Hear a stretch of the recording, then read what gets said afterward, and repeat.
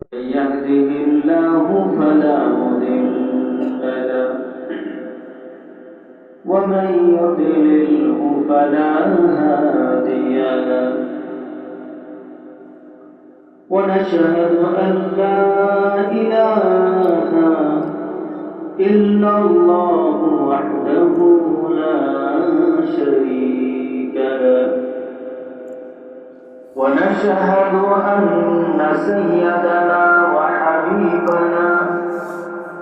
وحبيب ربنا وطبيب أرواحنا وقلوبنا محمدا عبد الله ورسوله صلى الله تعالى وعلى آله وأصحابه وأزواجه وأتباعه وبارك وسلم. أما بعد فأعوذ بالله من الشيطان الرجيم. بسم الله الرحمن الرحيم. يا أيها الذين آمنوا اتقوا الله وكونوا مع الصادقين. وقال أيضا في شأن حبيبه مخبرا وآمرا إن الله وملائكته يصلون على النبي يا أيها الذين آمنوا صلوا عليه وسلموا تسليما. صلى الله على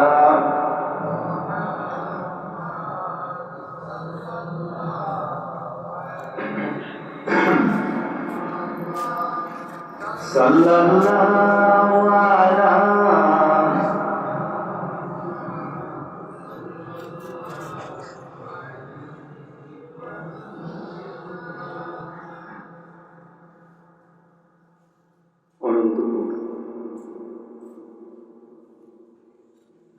আমাদের একটা যাত্রা আছে, একটা সফর আছে, যেটাকে আমরা বাংলা ভাষায় বলি অনন্ত যাত্রা।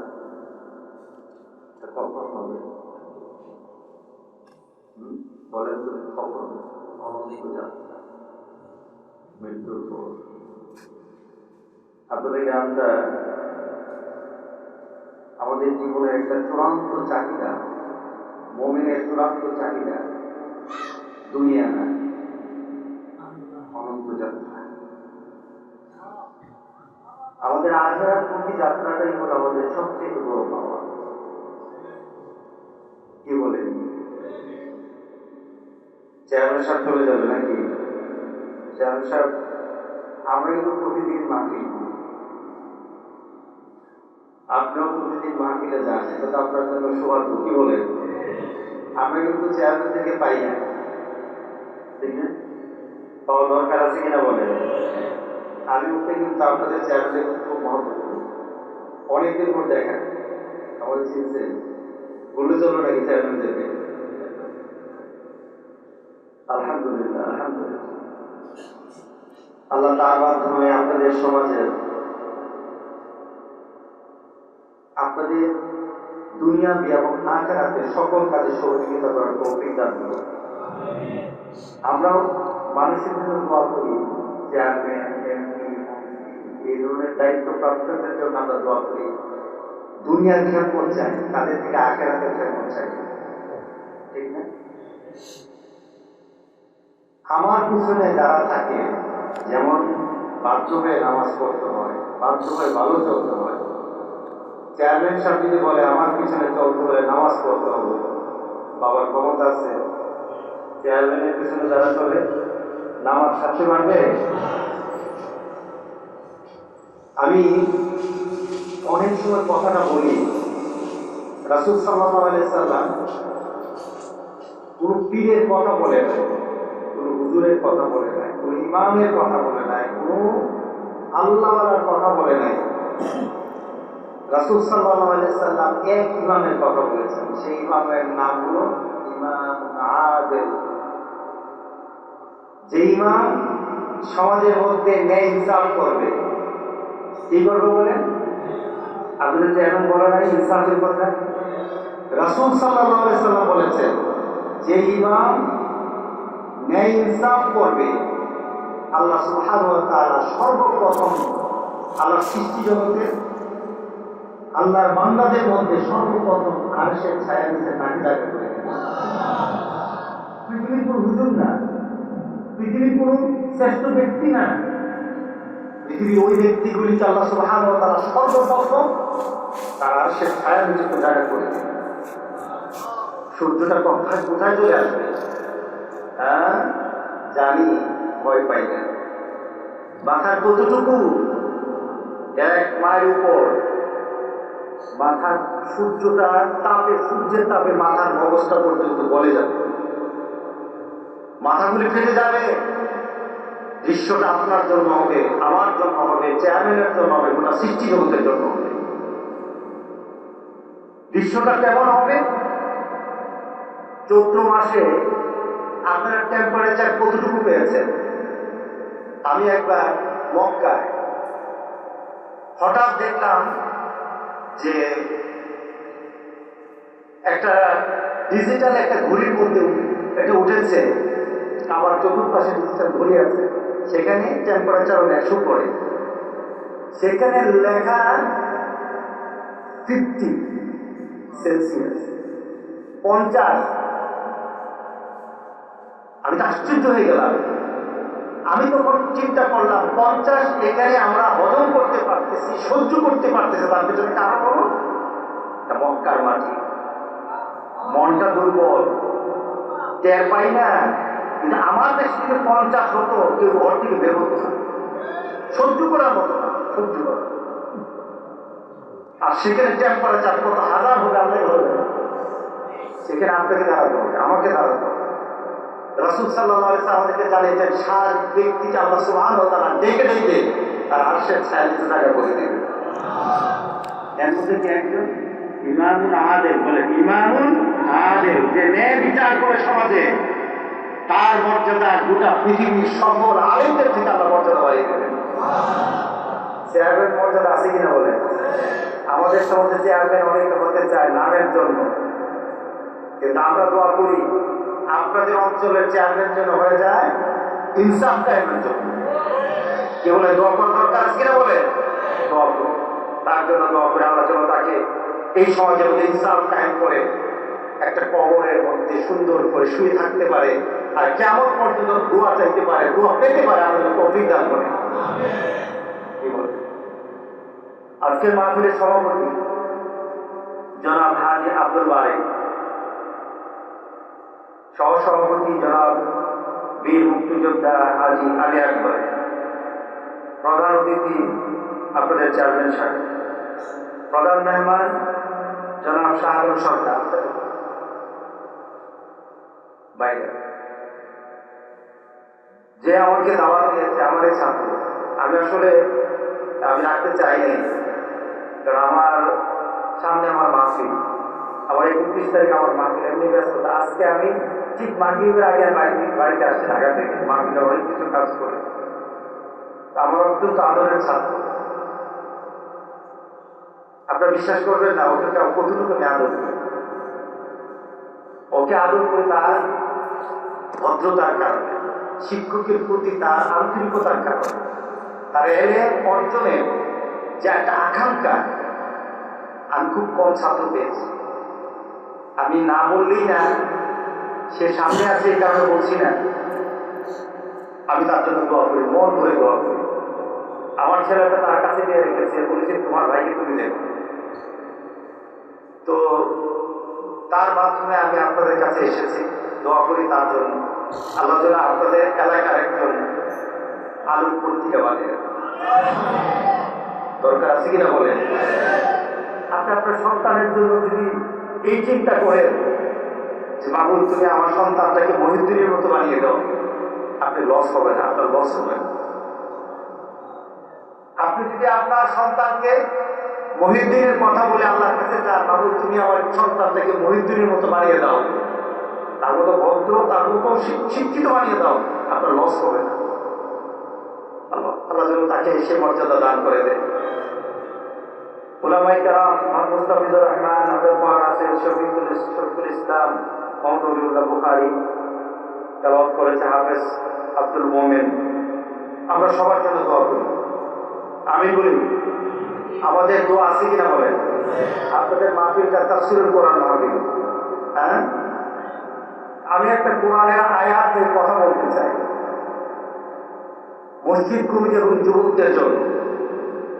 কথাটা হলো, আমরা দুনিয়াতে আমাদের বন্ধু বাছাই করি কিনা বলেন তো দেখি?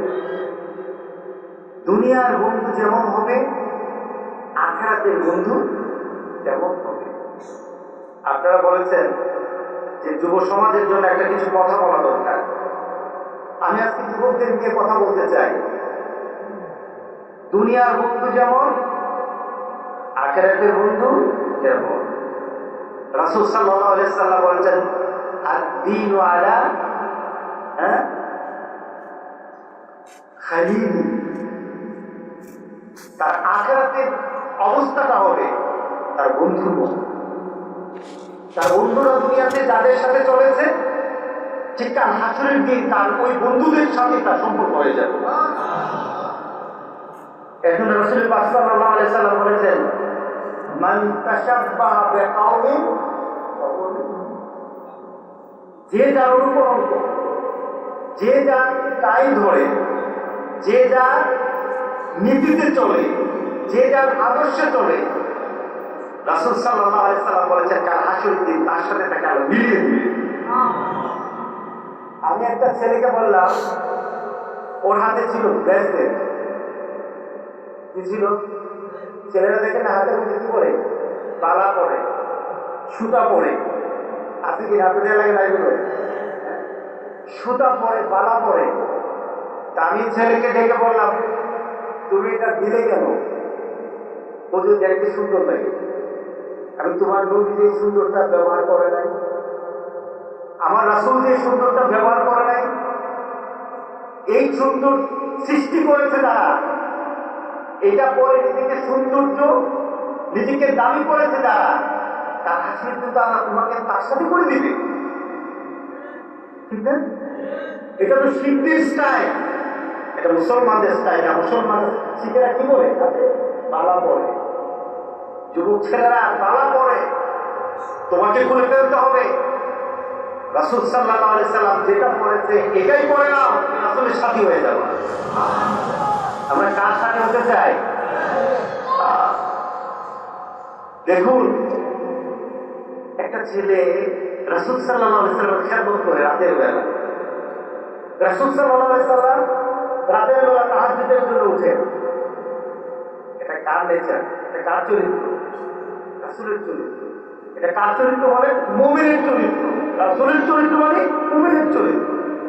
মুমিন রাতে উঠবে, উঠে আল্লাহর কাছে নিজের চাহিদাগুলি বর্ণনা করবে, চাইবে আল্লাহর কাছে। দেখুন কি চাওয়া দরকার। রাসূল সাল্লাল্লাহু আলাইহি সাল্লামের এক সাহাবী রাতের বেলা রাসূলের যা প্রয়োজন, পানি দরকার পানি এনে দেবে, যা দরকার তাই এনে দেবে। তাহাজ্জুদের নামাজ উঠলেই রাসূল সাল্লাল্লাহু আলাইহি সাল্লামের জন্য পানি তৈরি করে দেবে। আচ্ছা, প্রতিদিন যদি একটা মানুষ একজনের এইভাবে খেদমত করে, মনটা তার জন্য দোয়া চলে আসে না? হ্যাঁ, দোয়াটা কেমন ভাবে আসে দেখুন। রাসূল সাল্লাল্লাহু আলাইহি সাল্লাম তাকে বললেন, বলো তুমি এত আমার খেদমত করো, তুমি কি চাও? তুমি আমার কাছে চাও। সুবহানাল্লাহ বললেন না? রাসূল আবার বললেন, আমার কাছে যা চাইবে আজকে চেয়ে নাও। তুমি আমাকে রাতের বেলা পানি দাও, আমার রাতের নামাজটা উযু করাটা সহজ করে দাও, আজকে যা চাইবে তাই দেবো। আল্লাহু আকবার বলি।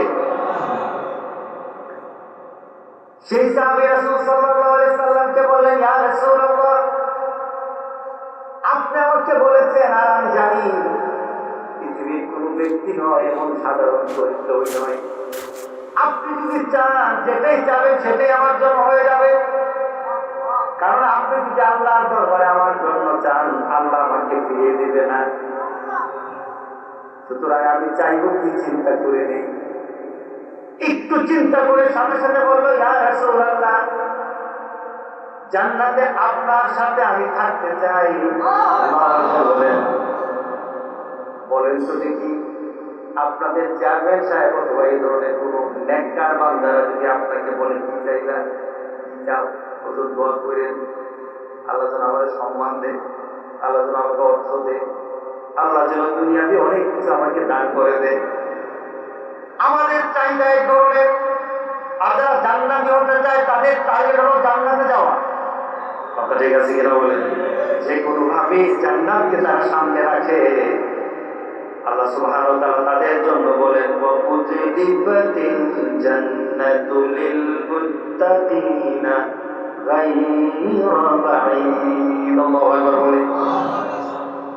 যে জান্নাত চায়, আল্লাহ বলেন জান্নাতটা তার সামনে আমি ঝুলাইয়া দেই।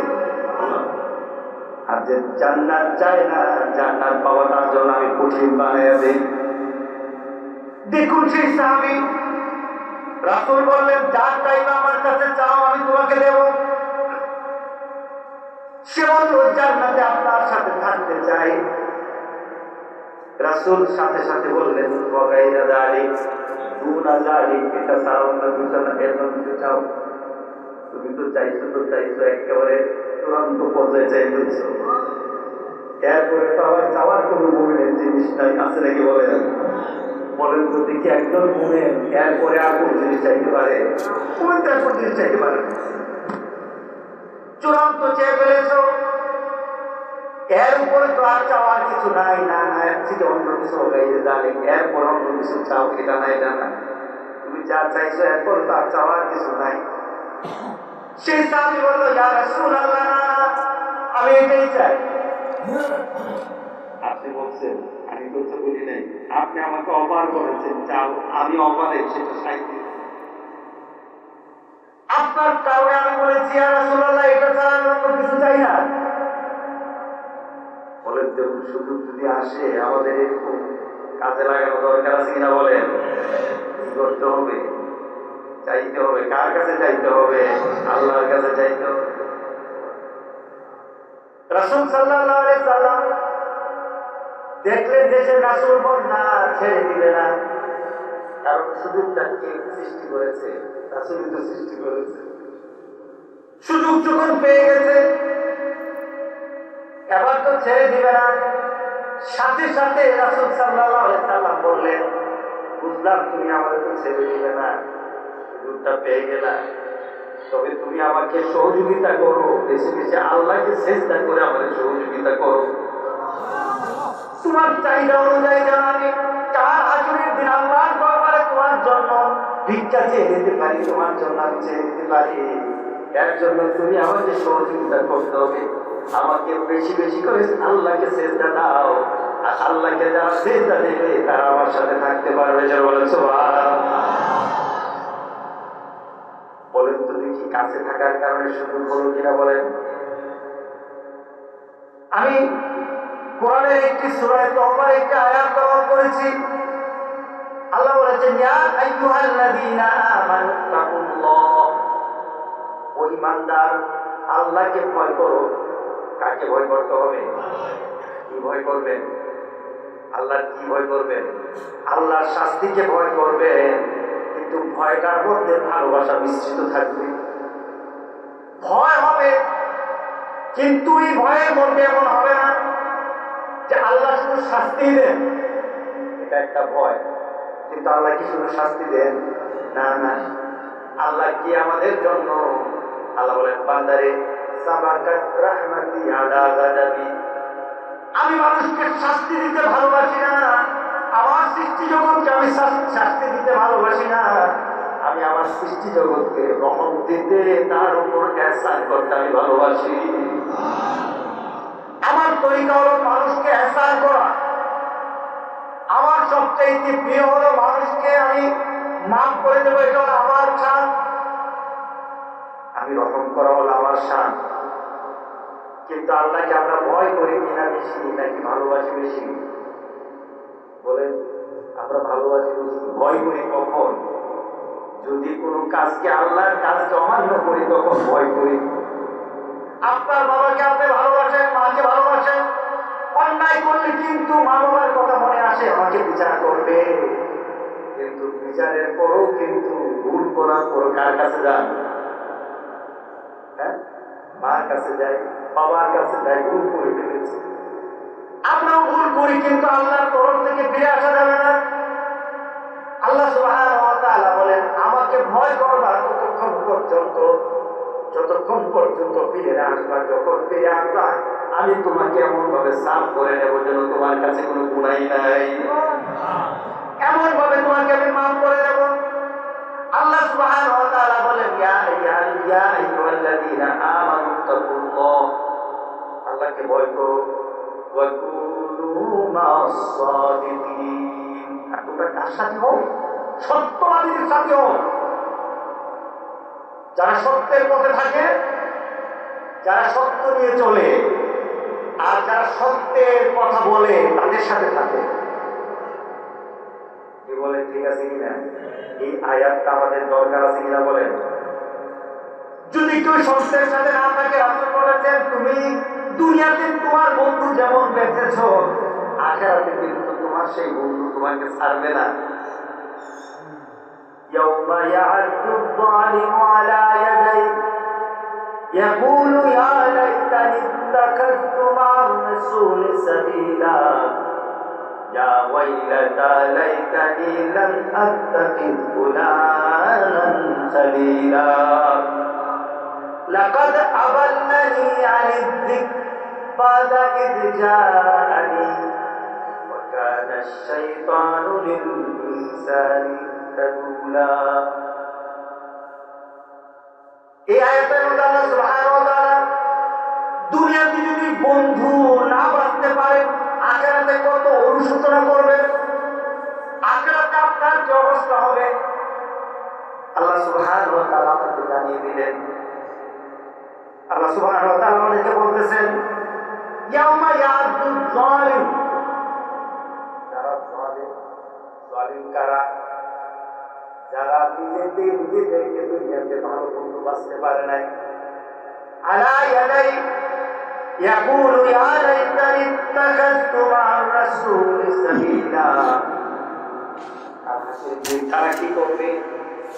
নিজের হাতকে কামিয়ে দুষ্টগুলি ছেড়ে ফেলবে।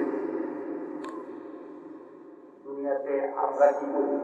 কোন কাজকে যদি আমরা বাস্তবায়ন না করতে পারি, কোন কারণে কোন কাজটা যদি ছুটে যায়, আমার লস হয়। ব্যবসার মধ্যে লসের মানুষ কিন্তু জিহ্বা কামড় দেয়, হাত কামড় দেয়, আঙ্গুল কামড় দেয়, দেখি না? স্বভাবটা কিন্তু আখিরাতের স্বভাব। এই স্বভাবটা কিন্তু জালেমদের স্বভাব। মুমিন কামড়াবে না। মুমিন যদি কোনো কারণে ভুল করে ফেলে, আল্লাহ সুবহানাহু ওয়া তাআলার কাছে হাত পেতে বলে, রব্বানা যালামনা আনফুসানা ওয়া ইন লাম তাগফির লানা ওয়া তারহামনা লানাকুনান্না মিনাল খাসিরিন। আল্লাহু আকবার বলি। খারাপ লাগতেছে কথা বলি? আমি আজকে বন্ধুর চিন্তা করব। মুমিন যখন কোন ধরনের ভুল করে ফেলে, আঙ্গুল কামড়াবে না। মুমিনের কোন জিনিস যখন হারিয়ে যায়, মুমিন কিন্তু পেরেশান হবে না। মুমিনের কেউ যদি দুনিয়া থেকে চলে যায়, চিৎকার করবে না। মুমিনের কোন জিনিস যদি নষ্ট হয়ে যায়, মুমিন তখন কিন্তু রাগ করবে না। আমরা কিন্তু করি, কি বলেন, আমরা করি কিনা? আমাদের আমরা করি কিনা বলেন? মুমিন যখন কোন জিনিস হারিয়ে ফেলে, তখন যে পেরেশান হয় না, তখন সে কি করে? সে কি করে? মুমিন কি করে? ইন্না লিল্লাহি ওয়া ইন্না ইলাইহি রাজিউন। ঠিক আছে কিনা? আপনার কাছে সংবাদ আসলো, আপনার কাছে কোনো কথা চলে আসলো, বিপদের কথা, মুমিন তখন চিৎকার দিবে না, মুমিন বলবে ইন্না লিল্লাহ। বলেন না কি বলবে? ওয়া মা আসাবাকুম মুসিবাতুন ক্বালু ইন্না লিল্লাহি ওয়া ইন্না ইলাইহি রাজিউন। আল্লাহু আকবার বলি।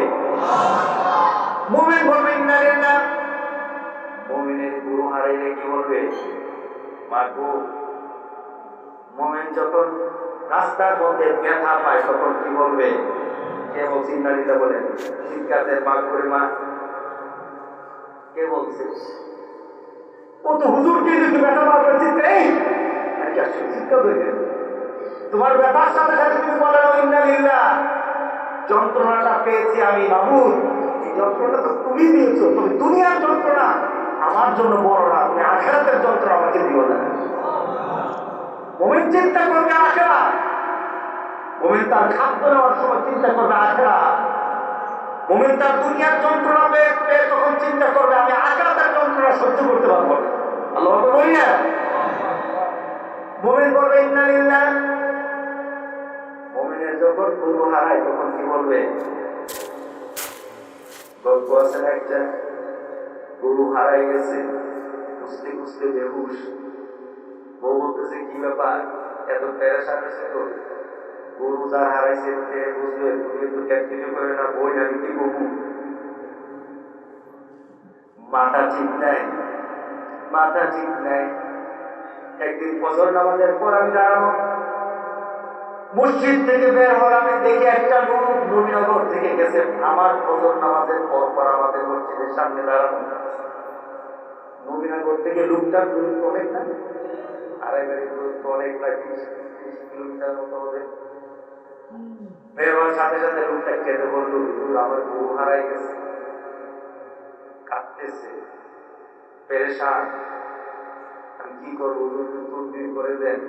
নামাজ পড়ছো তো? না হুজুর নামাজ পড়তে মনে নাই। আছে কিনা এমন? আপনার যত পেরেশানি, সকল পেরেশানি থেকে যদি মুক্তি পেতে চান, আপনি রাসূলের নীতিতে আপনি যখন চলবেন, পেরেশানি দূর করে দিবে কে? দরকার আছে কিনা বলেন? আমরা কি করি? এখন রাস্তায় হাঁটতেছেন, হঠাৎ পায়ের মধ্যে একটু আঘাত লাগছে, কি বলবেন? মনে থাকবে কিনা? হ্যাঁ, খেতে বসছেন না, হঠাৎ জিহ্বায় কেমন করছে, কি করবে? কে বলছে ইন্না লিল্লাহ? চিল্লান দিয়ে হবে না, আরে আমার কি করতে হবে বলেন?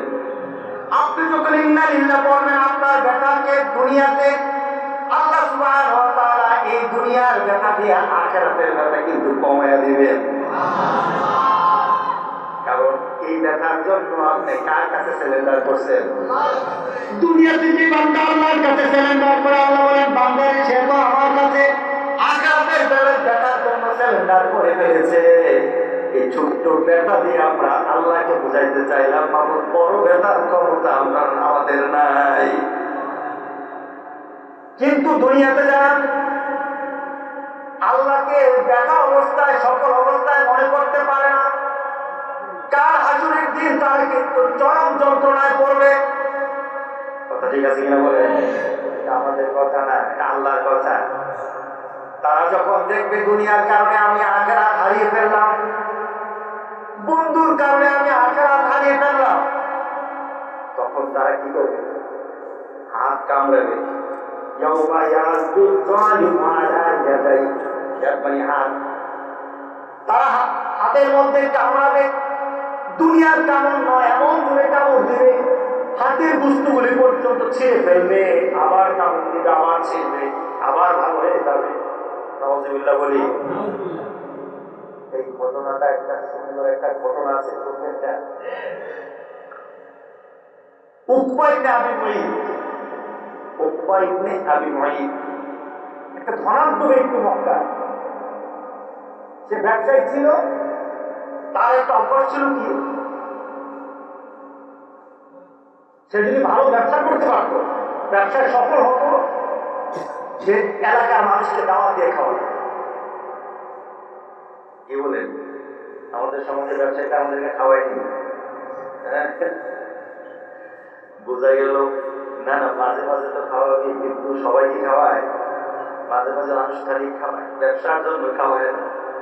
কিন্তু সেই কাফের কিন্তু মেহমানদারি ছিল।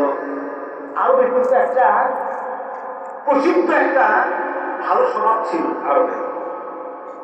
কাফেরা খারাপ ছিল, মেহমানদারি মেহমানদারি খুব অত্যন্ত কটু ছিল, এবং এটার ব্যাপারে তাদের উদার মন ছিল। মেহমানদারি মেহমানদারি আয়োজন করতো মক্কার সবাইকে দাওয়াত দেয়, কিন্তু মুহাম্মদ সাল্লাল্লাহু আলাইহি সাল্লামকে দাওয়াত দেয় না। কারণটা কি? সব কাফের তো একখানে, রাসূলকে দাওয়াত দেয় না, দিলে আবার কোনো সমস্যা হয়ে যায়। একবার তার পরিবারের কথা হলো, সবাই বলল কি ব্যাপার তুমি সবাইকে দাওয়াত দাও। কিছু কিছু লোক বলল, কারণ রাসূল সাল্লাল্লাহু আলাইহি সাল্লামের ভক্ত তো কিছু কিছু সৃষ্টি হইতেছে।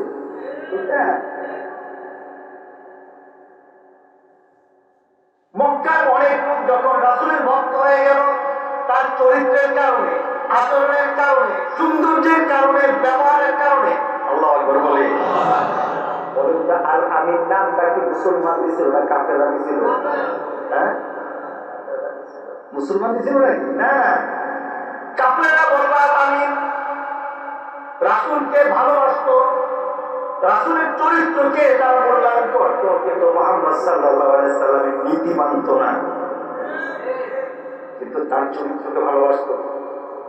আবু জাহেলের নীতি পছন্দ করতো না, কিন্তু নেতা মানত। কারণটা কি? চরিত্র যে মিলে আছে, সুচরিত্র, নেতাও সুর, নেতার খাদেমরাও সুর, ঠিক না? সুরে সুরে মিলে আছে তো। কিন্তু মুহাম্মদ সাল্লাল্লাহু আলাইহি সাল্লামকে তার আমানতের দিক থেকে, সব দিক থেকে ভালো মনে করত, কিন্তু নেতা মানত না। কারণটা কি? কারণ এই চরিত্রের নেতা হলে তো সুর থাকবে না, ঠিক না? তা করতেছেন নাকি? আমাদের ভালো ভালো মানুষগুলি দরকার আছে কিনা বলে? সমাজে যত ভালো মানুষ হবে, আল্লাহর কসম খেয়ে বলি, বিশ্বাস দরকার নাই, হুজুর দরকার লাগবে না, এমনি জান্নাত দেখতে পারবে।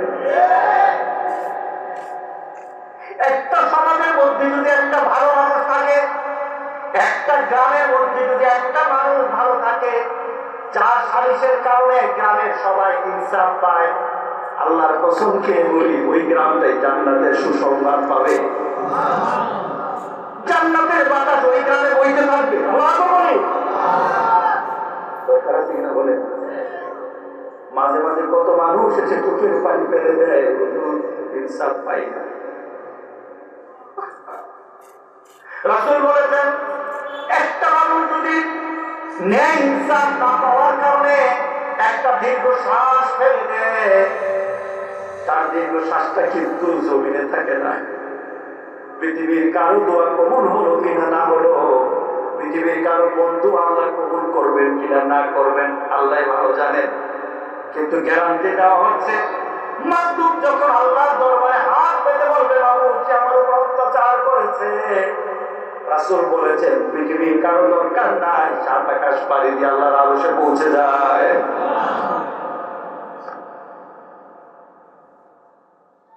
একবার মাহফিল, সবে বরাতের মাহফিল, আব্বা সহ আমি দাঁড়ানো, মসজিদে নামাজটা পড়ে মাহফিলের প্যান্ডেলের মধ্যে দাঁড়ানো।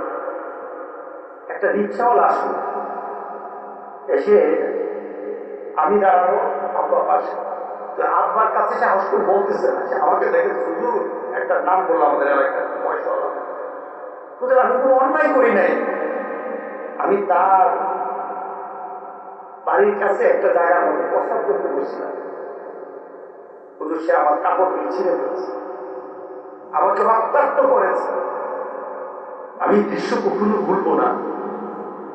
ওই লোকটাকে আমি কিছু বলতে পারলাম না, চুপ করে তাকিয়ে থাকলাম। আব্বা খেয়াল করলেন, আমি বললাম হ্যাঁ আমার কাছে বলো কেন? তুমি আমার কাছে বলো কেন? তোমার জন্য তো আল্লাহ তাকিয়ে আছে। তুমি যদি কিছু তার জন্য আল্লাহর দরবারে বলো, পৃথিবীর কেউ তোমার এই তীরকে ছুড়াতে পারবে না, এই তীরকে কেউ ফিরাতে পারবে না। এই তীর এমন ভাবে তার টার্গেটে পৌঁছে যাবে, গোটা পৃথিবীর সবাই যদি চেষ্টা করে তোমার সেই তীর ফিরানোর জন্য কেউ ফিরাতে পারবে না। কথা বলে আমি মাঝে মাঝে চিন্তা করি, যার উপর জুলুম করা হয় তার ক্ষতি, যে জুলুম করে তার ক্ষতি। আজকে কিছু কথা বল, যে জুলুম করে তার ক্ষতি হবে। সে কাল হাসির দিন আল্লাহর দরবারে এমন ভাবে চিৎকার দিবে, হাতগুলি কামড়াবে, দেহ কামড়াবে, বাঁচতে পারবে। আর যার উপর জুলুম করা হয়েছে আল্লাহর দরবারে বিচার দেওয়ার সাথে সাথে তার গুনাহ যত পরিমাণে হোক, জুলুমের কারণে আল্লাহ সুবহানাহু ওয়া তাআলা জান্নাত দান করে। একটা মানুষকে টুকা দেওয়া এত সহজ নয়, একটা মানুষকে টুকা দেওয়া। কাল হাসরের দিনে আমার অবস্থা হবে, সবাইকে দাওয়াত দেয় কিন্তু রাসূলকে দাওয়াত দেয় না। এবার রাসূল সাল্লাল্লাহু আলাইহি ওয়াসাল্লামের সাথীরা বলল, মুহাম্মদকে দাওয়াত না দিলে কিন্তু আমরা যাব না। মুহাম্মদ সাল্লাল্লাহু আলাইহি ওয়াসাল্লামকে এমন পরিস্থিতির কারণে কি বলল, মুহাম্মদ সাল্লাল্লাহু আলাইহি ওয়াসাল্লাম তুমি কি আমার দাওয়াতে যাবা? কই যাব, শর্ত আছে। সুবহানাল্লাহ বলেন না। মুমিন কিন্তু মুমিনের সাথে, মুমিন কিন্তু যা করবে শর্ত সাপেক্ষে করবে। শর্ত হলো কি, এই কাজের মধ্যে সওয়াব থাকতে হবে, ঠিক না? আর আপনি যদি কেউ বলে ভাই বিড়িটা টানটা দেখতো, বিড়িটা ভালো কিনা, টান দিবি জীবন আছে। বাপের ছেলেকে তো বিড়িটা ধরাই দিয়ে আপনাদের এলাকায় এটা কি সওয়াবের কাজ? খুব সওয়াব না? বিসমিল্লাহ বলে টানা যায়, আবার বুঝি না তো টানেন কি দিয়ে? অভ্যাস, অভ্যাস। দেখুন রাসূলের চরিত্র কি। রাসূল সাল্লাল্লাহু আলাইহি ওয়াসাল্লামকে দাওয়াত দিতে গেল, রাসূল বলেন শর্ত আছে। আমরাও যদি মাঝে মাঝে কাউকে বলি, ঠিক আছে তোমার বাড়িতে আমাকে দাওয়াত দিছো কিন্তু শর্ত আছে, তুমি নামাজ পড়তে হবে। দেওয়া দরকার আছে কিনা বলেন? দিলে ভালো না খারাপ? যদি এইভাবে সমাজের মধ্যে আমরা সবাই একজন আরেকজনের জন্য দাওয়াতের ব্যবস্থা করতে পারি, এইভাবে যদি দাওয়াতের শর্ত দিতে পারি, আপনাদের এই অনন্তপুর গ্রামে কোনো বেনামাজি থাকবে না, কোন বেনামাজি থাকবে না। কারণটা কি? বাসা হয়ে যাবে, বাসা হয়ে যাবে। এখন তো বাসা নাই। রাসূল সাল্লাল্লাহু আলাইহি ওয়াসাল্লাম বলেন, তোমার দাওয়াত রাখতে পারি একটা শর্ত, শর্ত হলো তুমি ঈমান আনতে হবে, তাহলে তোমার বাড়িতে খাবো। এটা হলো মুমিনের শিক্ষা, এটা হলো মুমিনের শিক্ষা। আপনি যদি আপনার গ্রামের লোকদেরকে কাউকে বলেন আপনি জানেন এই লোকটা সুদ খান, আপনি যদি বলেন সে আপনার বাড়িতে দাওয়াত দিতে এসেছে, আপনার বাড়িতে দাওয়াত দিতে এসেছে, আপনি জানেন সুদ খান, ছেলে বিয়ে মেয়ে বিয়ে অথবা কোনো কারণে আপনি বলেন বাবুরে তোমার বাড়িতে আমি খেতে পারবো না, তুমি যদি সুদ ছাড়ো তাহলে খাবো। এটা কি মুমিনের না? এই চরিত্রটা কার চরিত্র? এখন রাসূলের চরিত্র। সুবহানাল্লাহ বলে না? এই চরিত্রের লোকগুলি রাসূলের সাথে কার হাসির দিনে এক হয়ে যাবে। রাসূল সাল্লাল্লাহু আলাইহি ওয়াসাল্লাম বলেন, তুমি যদি আমার কথা মানো তাহলে আমি মুসলমান, যদি হয় তাহলে তোমার বাড়িতে আমি দাওয়াত খাবো। সে পড়ছে মুসিবত, দাওয়াত দিতে আসছে, এখন যদি ফিরে যায় আরবের লোকেরা বলবে মুহাম্মদকে দাওয়াত দিতে, দাওয়াত রাখে নাই, বেঁচে রাখা উপায় নেই। আমি মুরিদের ব্যবসায়ীকে ঠিক আছে মুসলমান হোক, কিন্তু তুমি আমার বাড়িতে দাওয়াত গ্রহণ করো। সে মুসলমান হয়ে গেল। এবার দাওয়াত খেয়ে রাসূল সাল্লাল্লাহু আলাইহি ওয়াসাল্লাম চলে আসলেন।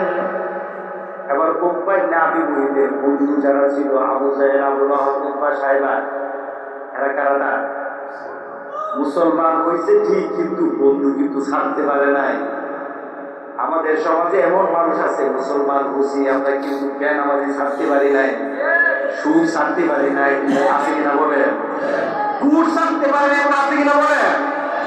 দেখুন আপনার আখেরাতটা কেমন হবে একটু শুনে নেন। আমার ওয়াজ ভালো না রাখতে পারে কিন্তু আখেরাতের পুরাক আছে। এবার আবু জাহেল তার বললো, এই উকবা, তোমার বাড়িতে আমরা খাবো না। দেখুন রাসূল বললো কি, ঈমান আনবা তোমার বাড়িতে খাবো। আর তার আসল বন্ধু যারা আছে তারা কি বললো, খাবো না। শর্ত কি? তুমি নাকি মুসলমান হয়ে গেছো শুনলাম, তো মুসলমান হলে তো তোমার বাড়িতে আমরা খাবো না। আমাদের শর্ত দিতে রাখো, রাসূল শর্ত দিলে ঈমান আনো। উকবা তার বন্ধু আবু জাহেল তার শর্ত দিল, ঈমান ছাড়ো। কি গো, ঈমান ছাড়ো। কি করতে হবে? যদি ঈমান ছাড়ো তাহলে তোমার বাড়িতে খাবো। ঠিক আছে ছেড়ে দেবো, শুধু মুহাম্মদকে খাওয়ানোর জন্য না ঈমান আনছি, আসলে আনি নাই, ওনারা বিশ্বাস করি না। আবু জাহেল কি করে, বিশ্বাস করি না। কেউ কি করতে হবে? মুহাম্মদ সাল্লাল্লাহু আলাইহি সাল্লাম মুহাম্মদের মুখে থুতু দিতে হবে। মুহাম্মদের মুখে থুতু দিয়ে আসলে যখন তুমি আসবা তখন তোমার বাড়িতে খাবো। এই কথা বলার সাথে সাথে উম্মাহ চিন্তা করলো, এরা আমার পুরান বন্ধু, আর মুহাম্মদ মাত্র কিছু বলছে, সে বলছে ঈমান আনো, আল্লাহ যা যায় তাই হইব, অসুবিধা নেই, মুহাম্মদকে ছাড়তে রাজি আছি, কিন্তু আমার পুরান বন্ধুরে ছাড়তে আমি রাজি না। এবার সে গেল রাসূল সাল্লাল্লাহু আলাইহি সাল্লামের মুখে থুতু মারলো, থুতু মেরে চলে আসলো। আল্লাহ সুবহানাহু ওয়া তাআলা উকবা ইবনে আবী মুঈতের জন্য এই কথা বললেন যে কাল হাসরের দিন উকবা ইবনে আবী মুঈত কাল হাসরের দিন সে আল্লাহর দরবারে দাঁড়িয়ে বলবে, যখন হাতগুলি কাঁপড়াবে, কারণ আল্লাহর দরবারে দাঁড়ানোর পর দেখবে আবু জাহেল আগুনের মধ্যে পড়ে আর মুহাম্মদ জান্নাতে আছে। ঈমান আনছিল কিনা? ঈমান আনছিল কিনা? আনছিল না? ঈমান কিন্তু নিয়ে আসছিল, কিন্তু ঈমানটা ছাড়লো কেন? অনেক সময় দেখবেন আপনারা এমন একটা পরিবেশে পড়ে যান, আরে বক পড়ে যায় নামাজটা, ওই কিনা বলেন? বিচারে বসে, বিচার চলতেছে, আজান দিছে, দুইজনে দাঁড়ায়, নামাজটা পড়ে আছে, তাড়াতাড়ি আইও, বেশি দেরি করো না। সবাই বসে মিটিং করে, আর যে নামাজ পড়তে তারা দিয়ে দেয়, তো তাড়াতাড়ি চলে আসো, তাই না? বিচারের মধ্যে তারা বসে তাকে এই কথা বলে না, চলো তুমিও নামাজ পড়বা আমিও নামাজ পড়ব, বলা দরকার ছিল কিনা? বলে কি, তো যাও তুমি নামাজ পড়ে আসো, দেরি করো না, তাড়াতাড়ি চলে আসো, এতক্ষণ বসে থাকতে পারো না। তার মানে কি, সে ঈমানের পথে কায়েম থাকার পরিবেশ পাওয়ার পরও সে কায়েম থাকতে পারে নাই। ঠিক আছে কিনা বলে? বন্ধুর কারণে, কারণ এই বন্ধুরা যারা আছে বেনামাজি, সে তো একটা দাওয়াত দিলে কোনো নামাজে যায়, এমন হয় না? আমি আমাদের গ্রামের একটা মিটিংয়ের মধ্যে বসা, সবাই খাবার করতেছে, আজান দিচ্ছে, আমি তো চলে আসছি, দেখলাম অর্ধেক আসছে, অর্ধেক না, বাকিরা অবস্থান নাকি মিটিংয়ে বসতেছি। এরপরে বললাম যে না, তোমাদের সাথে আর বসবো না, কারণ তোমরা যখন নামাজ পড়ছো না, আমরা পড়ছি, সুতরাং আমরা কিন্তু তোমাদের থেকে আলাদা। কথা ঠিক আছে কিনা? ঠিক ওইভাবে কাল হাসরের দিন এমন একটা পরিবেশ হবে, আল্লাহ বলতেছেন কাল হাসরের দিন তারা আল্লাহর দরবারে দাঁড়িয়ে দাঁড়িয়ে তারা কামড়াবে। কি বলবে? ইয়াকুলু ইয়া লাইতানি ইত্তাখাযতু মা'আর রাসূলি সাবিলা। আর কি করলাম, মুহাম্মদের নীতি পাওয়ার পর, মুহাম্মদের রাস্তা পাওয়ার পর ওই রাস্তাতে কেন থাকলাম না? আপনি ধরেন আপনি তো জন্মগতভাবে মুসলমান, আমরা জন্মগতভাবে মুসলমান না, কিন্তু সাহাবারা কি জন্মগত মুসলমান? সাহাবারা কিন্তু পুরো সময় মুসলমান না, একটা সময় কিন্তু তারা কাফের ছিল। আবু বকর কাফের ছিল না, উমর কাফের ছিল না, আপনি কি কাফের? এখানে কি কাফের? সবাই কি জন্মগত মুসলমান, মরার সময় কি জন্মগত? আপনি আপনি জন্মগত মুসলমান, আমার জন্মগত মরে, জন্মগত মুসলমান হয়ে মরে। এবার আপনাকে বুকে হাত দিয়ে বলি, আপনি কর্মগত মুসলমান কিনা? হ্যাঁ, আপনি কর্মের মধ্যে মুসলমান কিনা? জন্মগত মুসলমান, কিন্তু সাহাবায়ে কেরাম কিন্তু জন্মগত মুসলমান ছিলেন না, কর্মের কারণে মুসলমান মুসলমান হয়ে মরেছেন। আল্লাহু আকবার। तुम सैयद भी हो, मिर्जा भी हो, अफगान भी हो, बताओ तो तुम मुसलमान भी हो। তুমি সৈয়দ দাবি করো, তুমি মির্জা দাবি করো, তুমি ভুইয়া দাবি করো, তুমি অনেক দাপটে দাবি করো, পাশাপাশি তুমি বলো মুসলমান। আচ্ছা, তুমি বুকে হাত দিয়ে বলো তো তুমি মুসলমান কিনা? যদি তোমার ব্যাপারে বলা হয় তোমার নামাজের অবস্থা কি, মাঝে মাঝে পড়ি, মাঝে মাঝে ছাড়ি, ঠিক না? এমন মুসলমানের সংখ্যা কিনা রেগুলার নামাজের সংখ্যা বেশি? মাঝে মাঝে ধরি, মাঝে মাঝে ছাড়ি, মাঝে মাঝে ধরি, মাঝে মাঝে ছাড়ি। তার মানে কি? ইমানটা ঠিক অবস্থা, ইমানটা ঠিক অবস্থানে নাই, মাঝে মাঝে নিচে, মাঝে মাঝে উপরে। আপনি বলেন তো দেখি, আপনার মৃত্যুর সময় ইমানটা যদি নিচের দিকে থাকে, আপনার মৌতের সময় যদি ইমানটা নিচের দিকে থাকে, তাহলে কিন্তু ওই নিচের ইমান নিয়ে কিন্তু আখিরাতে উঠতে হবে। নিচের ইমান নিয়ে আল্লাহর দরবারে উঠতে হবে। আপনি যখন নামাজ পড়ে আল্লাহর দরবারে কাঁদেন, আল্লাহ হয়তো মাফ করে দেবে, কিন্তু আপনি যদি এইভাবে নিচে উপরে করেন, আপনার মৌত কখন আসবে কিন্তু আপনি সেটা জানেন না। কথা ঠিক আছে কিনা বলেন? আপনি যদি মনে করেন রাসূলের সাথে আমি থাকতে চাই, আমার বন্ধু হবে আমার রাসূল, সুবহানাল্লাহ বলবেন না? আল্লাহু আকবার, আল্লাহু আকবার, আল্লাহ। খারাপ লাগতেছে কথা বলি? আমি খুব উল্টো কথা বলতেছি, একটা টার্গেট দিয়ে কথা বলতেছি। আপনি যদি মনে করেন কাল হাসরের দিন ওই সাহাবের মধ্যে আপনি জান্নাতে রাসূলের সাথে থাকতে চান, ইয়া আইয়ুহাল্লাযীনা আমানু আতিউল্লাহ ওয়া আতিউর রাসূল ওয়া উলিল আমরি মিনকুম ফাইন তানাযাতুম ফি শাইইন ফারুদ্দুহু ইলাল্লাহি ওয়ার রাসূল। তোমরা আল্লাহ এবং আল্লাহর রাসূলের ইতাআত করো, আল্লাহ এবং আল্লাহর রাসূলকে মানো। যদি দুনিয়াবি কোনো কাজের ক্ষেত্রে তোমার এমন কোনো সমস্যা চলে আসে, তুমি কিন্তু দুইজনের কথাই মানবা, একটা হলো আল্লাহর নীতি, আরেকটা হলো রাসূলের নীতি। কথা ঠিক আছে কিনা বলেন? আমরা জন্মগত মুসলমান, কিন্তু কর্মের মধ্যে যদি আমি আপনাকে বলি, আল্লাহ বলেছেন নামাজ ছাড়া যাবে না, রাসূল কি বলেছেন? নামাজ ছাড়া যাবে না। রাসূলের জীবনে এক বক্ত নামাজ ছুটে গেছে, কেউ বলতে পারবে কিনা বলেন? কোনদিন রাসূল নামাজ ছাড়া নাই। আপনি মনে মনে চিন্তা করেন মওতের পর আপনি রাসূলের সুপারিশ পাবেন, কিন্তু নামাজ নাই, কোথায় যাবেন? হ্যাঁ, তখন তো আপনার এই জায়গার মধ্যে মিল হবে না। এই জায়গাতে মিল না হওয়ার কারণে কিন্তু আপনি মুসলমান হয়ে আল্লাহর দরবারে উঠতে পারবেন না। কথা ঠিক আছে কিনা বলেন? রাসূল কোনদিন মিথ্যা কথা বলছে কিনা? আমরা বলি কিনা? কম না বেশি? ওজনে মিথ্যা আছে কিনা? নাপে মিথ্যা আছে কিনা? জমি নামায় মিথ্যা আছে কিনা বলে? বিশ্বাস করে নাকি?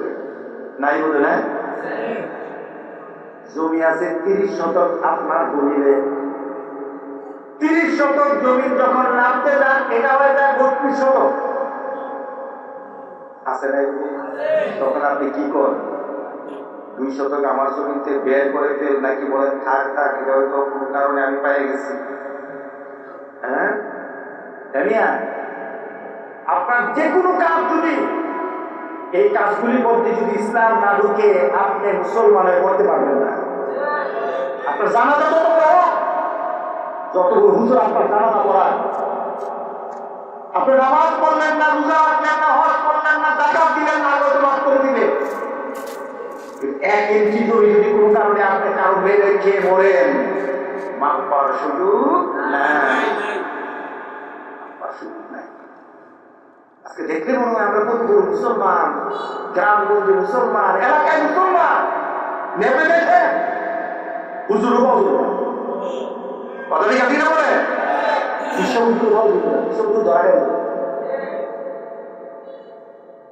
রাসূল বলেছেন কাল হাসরের দিন তুমি যদি দুনিয়ার কারো 100টা পরিমাণ জমিন যদি তুমি কারো নিজের করে ব্যবহার করো, জুলুম করে ব্যবহার করো, কাল হাসরের দিন আল্লাহ সুবহানাহু ওয়া তাআলা 7 তরফ জমিন, ওই পরিমাণ 7 তরফ জমিন তোমার গলার মধ্যে ঝুলাইয়া দিবে।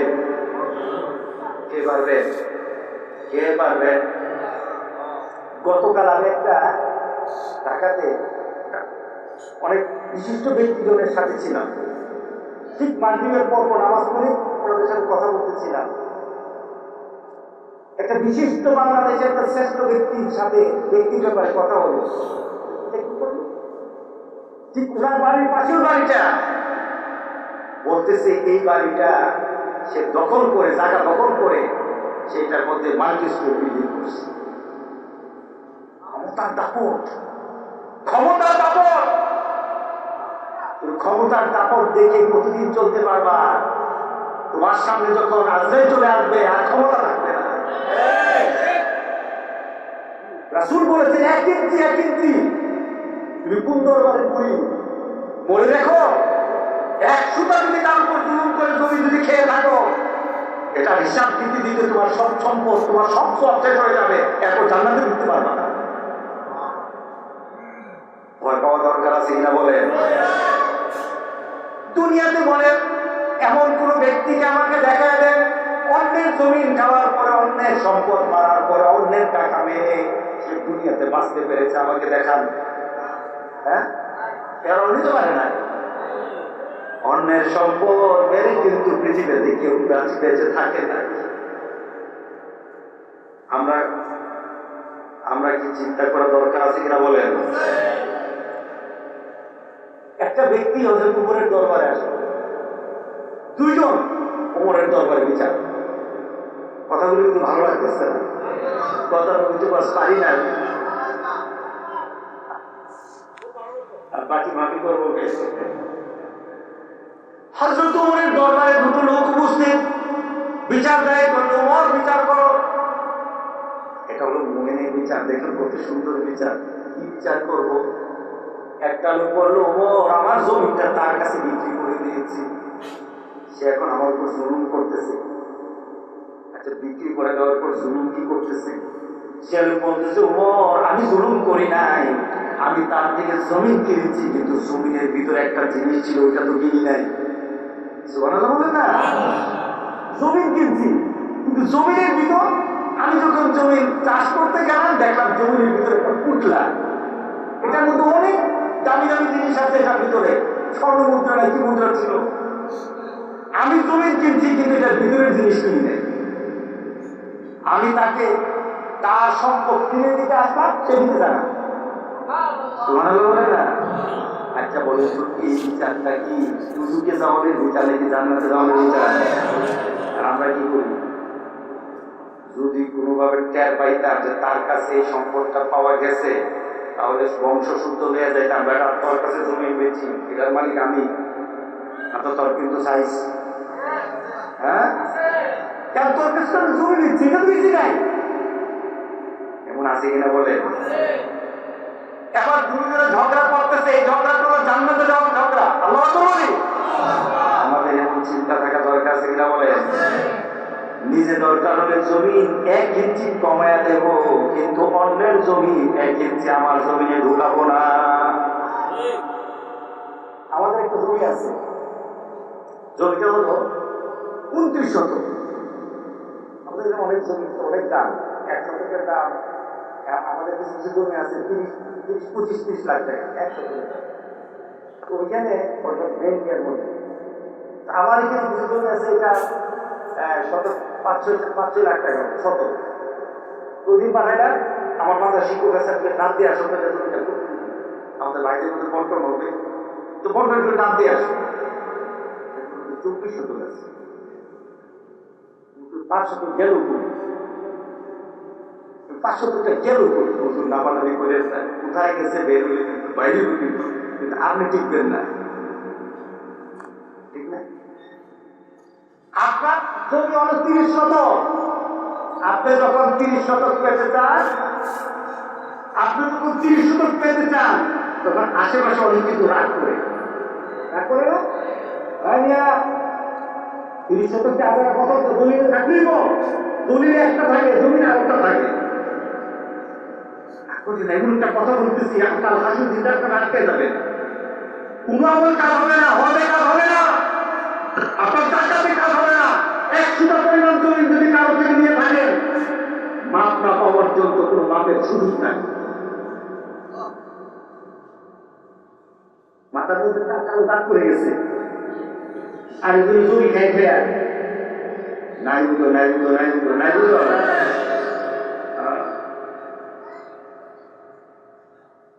এবার আপনি যখন দেখবেন জমির ক্ষেত্রে আপনার জমি বেশি হয়ে গেছে, আমরা পারবো কিনা ছেড়ে দিতে? হ্যাঁ, জমি আছে 30 শতক, আমি 32 শতক নেবো না রে বাবু। আমার 30 শতক, আমার 30 শতক আমার জন্য যথেষ্ট। আমরা তো বলি এরা কোথায় যাবে, এরা কোথায় যাবে? রাসূল সাল্লাল্লাহু আলাইহি সাল্লাম দেখলেন দুই সাহাবী ঝগড়া করে। দুই সাহাবী ঝগড়া করতেছে, কি ব্যাপার? জমি লাইনটা নিয়ে একটু ঝগড়া করতেছে, কথাবার্তা কাটাকাটি করতেছে। রাসূল সাল্লাল্লাহু আলাইহি সাল্লাম কিছুক্ষণ তাকিয়ে থাকলেন, বললেন দুনিয়ার প্রতি মায়া বুদ্ধি বেড়ে গেছে, দুনিয়ার মায়া বেড়ে গেছে। এই লাইন দিয়ে ঠেলাঠেলি করতেছো, দুনিয়ার মায়া বেড়ে গেছে, আর কিছু বলা লাগে না। সাথে সাথে দুজন সেই জমিন থেকে উঠে গেল, আর বললো এই জমিনের কাছে আর তুমি আসবো না। যে জমি আমাকে আখেরাত ভুলে আসবে, এই জমি আমার দরকার নাই। আল্লাহু আকবার বলি, এই জমি আমার দরকার নাই। ওই দুইটা লোক ঝগড়া প্রসঙ্গে ঝগড়া করতে করতে বলল, আমি জমি কিনেছি কিন্তু সম্পদ কিনি নাই। আর এই লোক বলতেছে আমি জমিও বেচছি, জমির ভিতরে যা আছে ওইটাও বিক্রি করে দিয়েছি, এটা আমি নেবো না, এটা আমি নেবো না। বলেন তো দেখি, জান্নাত গুলি মরার আগে আল্লাহ খুলে দিবেন, এই মানুষগুলো খুলে দিবেন। ওমর বললেন ঠিক আছে, তোমাদের ঝগড়া আমি টের পাইছি, তোমরা দুনিয়া কিনতে চাও না, তোমরা আখিরাত কিনতে চাও। কি কিনতে চাই বলেন? তোমরা তো জান্নাত কিনতে চাও। তোমাদের বিচারটা তোমাদের বিচার আমি করতে পারবো না, আখিরাতে তোমাদের বিচার হবে। কি সুন্দর বিচার আমি করতে পারবো না। তবে একটা সমাধান নেই, তোমার কি আছে ঘরে? মেয়ে আছে, তোমার কি আছে? ছেলে আছে, দুটা আনো, দুটা আনলো তো দুটা বিয়ে করাই দাও। বলেন না, ইসলাম মানে শান্তি আছে কিনা বলেন? আমরা কি আছে আমার বৃষ্টি আগে লাগিয়ে দাওটা করি, হ্যাঁ কি ব্যাপার, কি দাও আমার কি দাও না, আমার বৃষ্টি ক্রিয়া ঠিক। এখন ইসলাম যখন দুজনে মানলো, শান্তি আছে কিনা বলেন? ইসলামে শান্তি নাকি ইসলামে অশান্তি? শান্তি, হ্যাঁ, শান্তিও করছে, শান্তির লাভও করছে। শান্তি কোথায় বলেন? এখন কি আমাদের সমাজে শান্তি আছে না অশান্তি আছে? একমাত্র কারণ হলো আমরা ইসলামকে বিক্রি করি। কেউ পেটের জন্য বিক্রি করি, কেউ দাড়ি টুপি পাঞ্জাবি লাগায় ইসলাম বিক্রি করে পেট পালি, আবার কেউ দাঁড়ায় তখন ইসলাম বিক্রি করি নাই হয়। আবার কেউ বা বিয়ের সময় বলে আমি মুসলমান, আসলে তার কিচ্ছু নাই।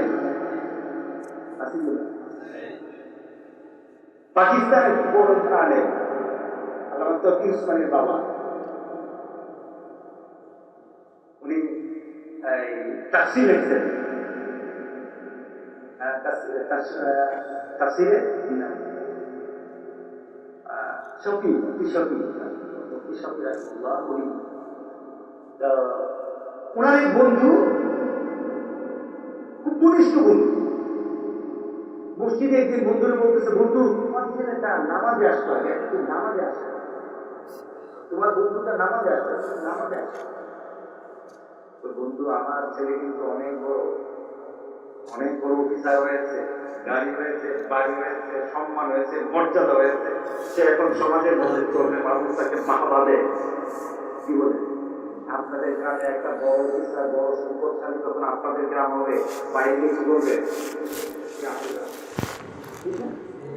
এই সত্যি গর্ব করবেন না? অনেক করবে। সবাই এখন তার জন্য গর্ব করে। আমাদের তো দেখি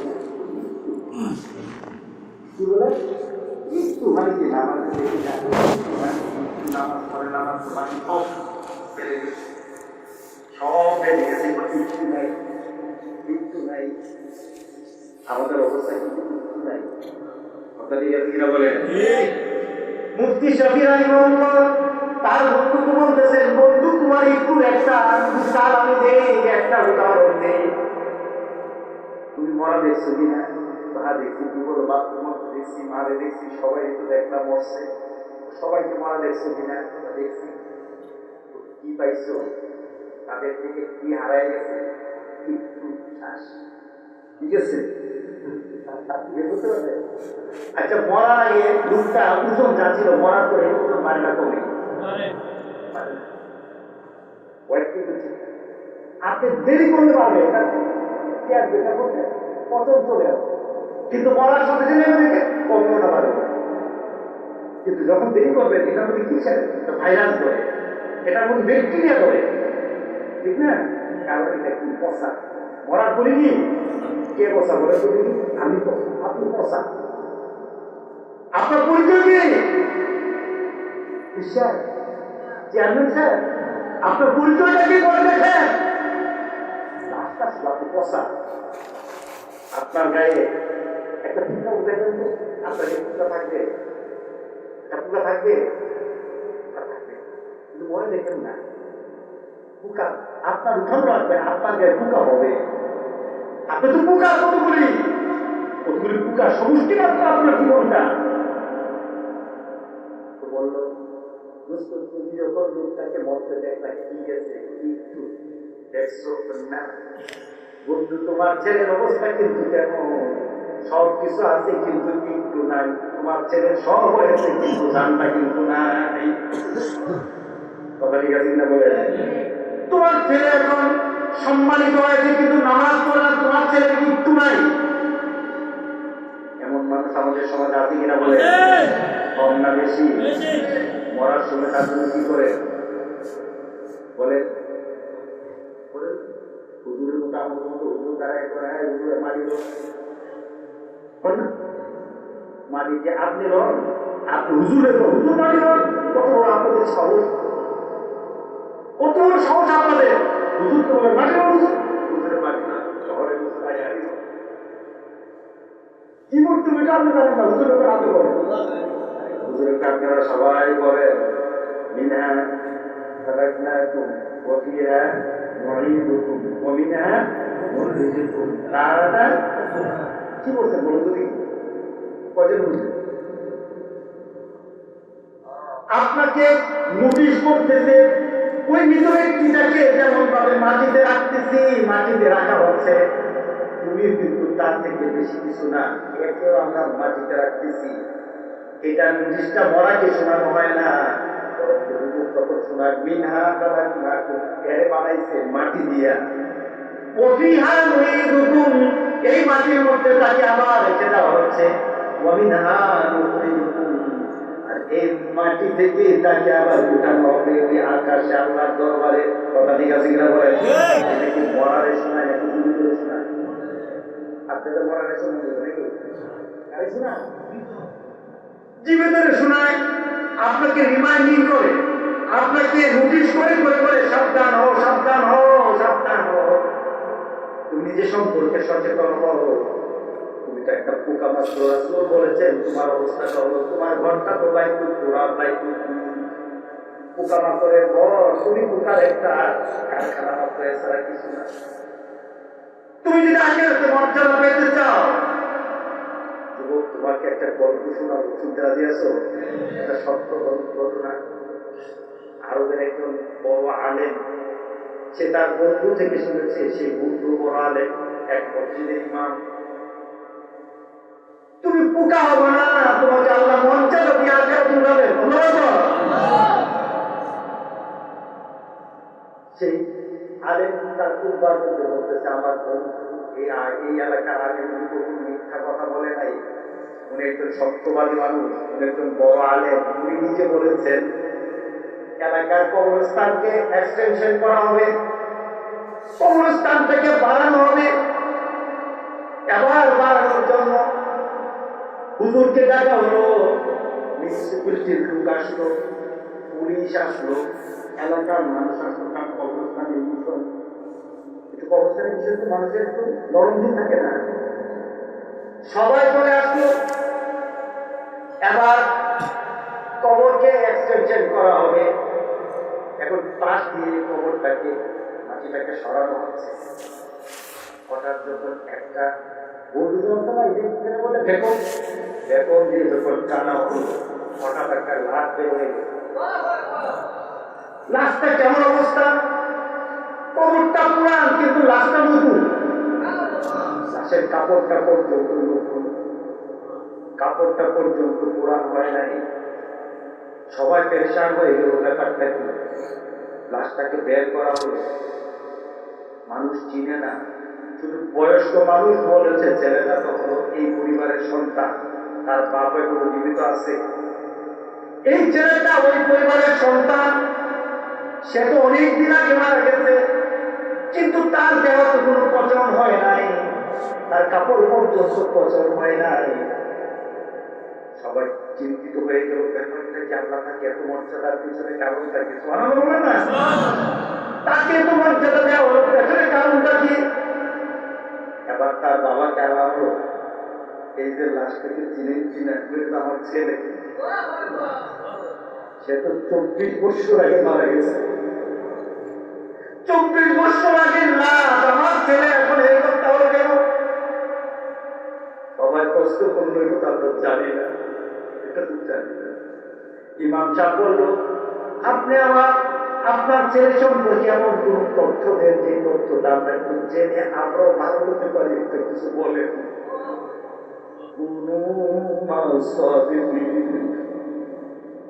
তুমি যদি নেককার বান্দার সাথে চলো, নেককার বান্দা থেকে কিছু নিতে চাও, তার কাছাকাছি যাও, আল্লাহ তোমার নেককার বান্দার মতো তোমাকে দুনিয়াতে রাখবেন, আখিরাতে রাখবেন।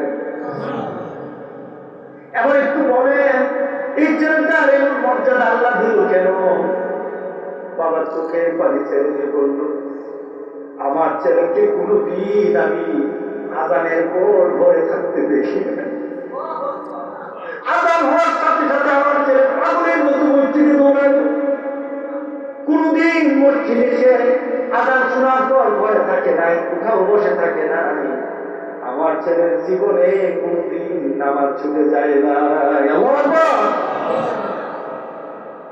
যুবক, তুমি যদি মর্যাদা পেতে চাও, তুমি যদি রাসূলের সাথে মিলতে চাও, আমরা সবাই মিলতে চাই কিনা বলেন?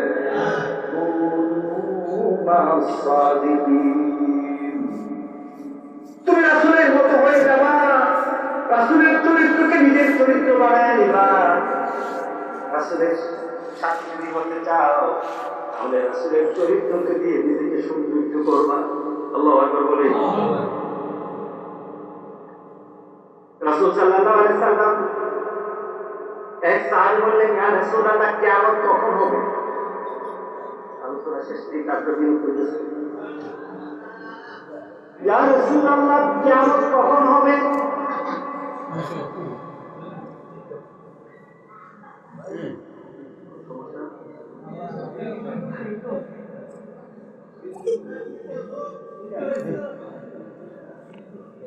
আমি কাছে কথা বলতেছি, আপনারা মাটির ছোট, আমি বড় বড় মাপের কথা বলি, এটা ছোট মাপিক বড় মাপিক আমি বলি না, কারণ বড় মাপের কবুল হয়, ছোট মাপিক কবুল হবে না। সাথে কবুল হবে কেন? এই জায়গাটা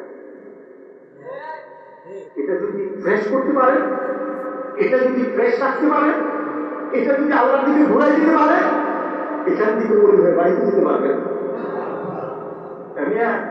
উনি কি বংশ ধরে, গাছে ধরে? উনি কি তার বাবার কারণে হয়? না না, মুসলমান উনি হয় আমলের কারণে, মুসলমান উনি হয় নিয়তের কারণে। কথা ঠিক আছে?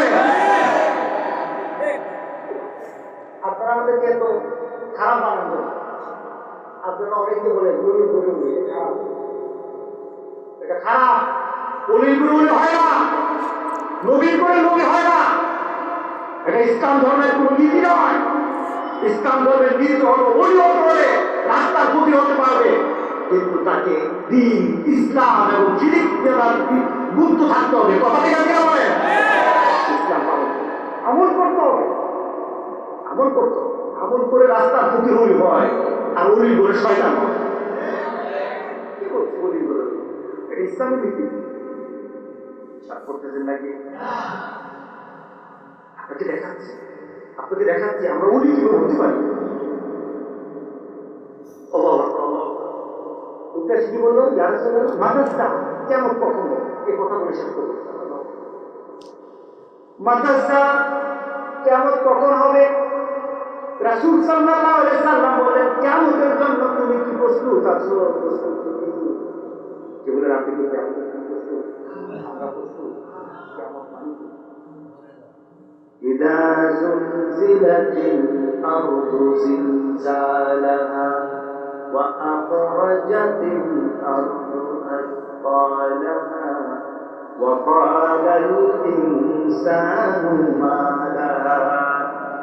অঙ্কন সৃষ্টি হল পৃথিবী, আকার তার চন্দ্র, তার নিহারিকা, তার যত আকাশের সৃষ্টি আছে দুনিয়াতে বসে পড়বে, দুনিয়াতে বসে পড়বে।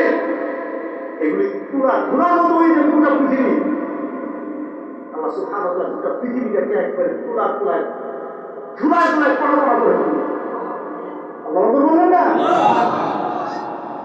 বলে তো আল্লাহ সৃষ্টি জগতের মধ্যে পৃথিবীর অবস্থান কতটুকু হতে পারবেন? পৃথিবীর অবস্থান একটা কাগজের মধ্যে যদি আপনি একটা কলম দিয়ে একটা দাগ দেন, একটা কাগজের মধ্যে, এটা কি বলে? আল্লাহ সৃষ্টি জগতের মধ্যে বিন্দু পরিমাণও পৃথিবীর স্থান না।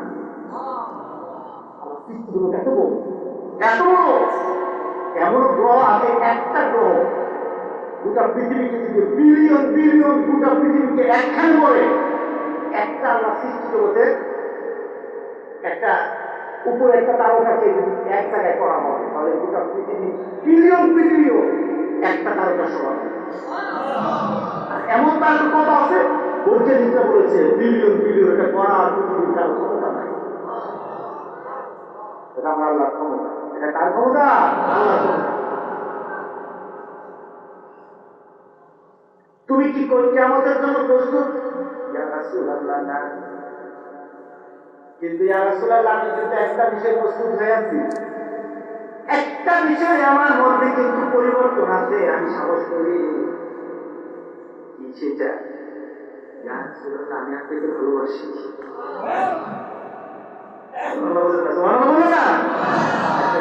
সেই সাহাবী যে বলেছে আমি আপনাকে ভালোবাসি, এটা কি বিরিয়ানি দেনা নেই?